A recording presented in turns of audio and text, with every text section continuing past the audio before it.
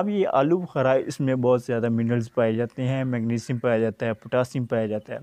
उसके अलावा इसमें फ़ाइबर पाया जाता है, इसमें जनाब विटामिन ए पाया जाता है, विटामिन के पाया जाता है, बीटा कैरोटीन पाई जाती है।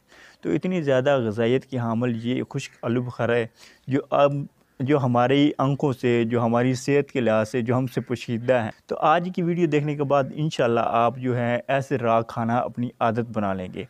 तो ये जनाब सबसे पहले क्या काम करता है, ये आपकी स्किन के लिए बहुत ज़्यादा फ़ायदेमंद है।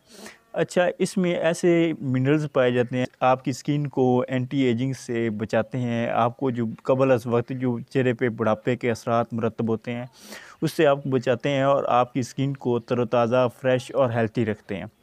उसके अलावा ये आपकी जिस्म में खून की कमी को पूरा करते हैं, क्योंकि आपकी जिस्म में जो सुरख खलियात की कमी होती है, जो कि आपके आयरन जिनको बनने में मदद देता है, जिससे आपको ब्लड